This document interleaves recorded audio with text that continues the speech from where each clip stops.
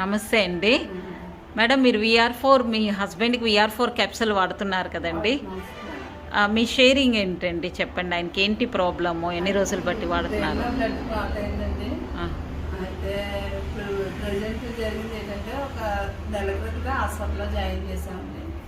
ఆయన పాలు చేయికి తేడా వచ్చినాక కొద్ది రోజులు మెడిసిన్ వాడితే తగ్గుద్దని చెప్పారండి.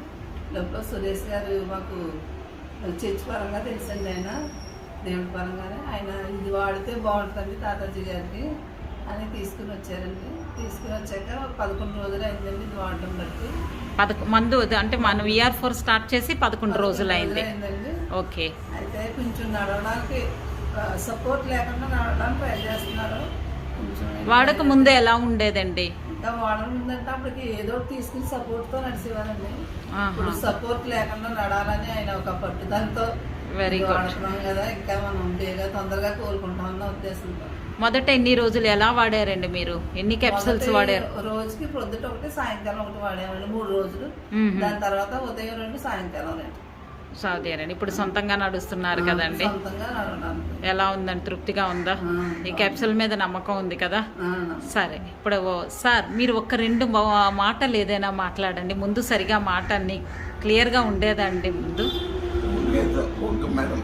ఓకే, సో ఇప్పుడు కొంచెం మాట్లాడగలుగుతున్నారండి. VR4 అని చెప్పండి. VR4 అని చెప్పండి. VR4. Very good, very good. Thank you అండి. మేడం, మీరు ఎక్కడి నుంచి మాట్లాడుతున్నారండి?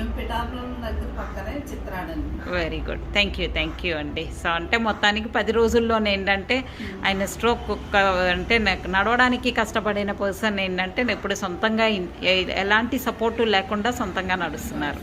థ్యాంక్ యూ అండి, థ్యాంక్ యూ. లెగిచి కూర్చోలేని మనిషి ఈరోజు ఏంటంటే సొంతంగా నడిచి వస్తున్నారండి. జస్ట్ ఫస్ట్ 3 days 1 వాడారు. 4th డే నుంచి ఏంటంటే 2 క్యాప్సూల్ వాడిన తర్వాత you can walk.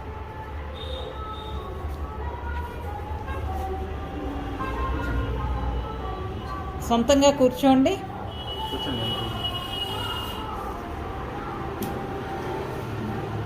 Very good, thank you.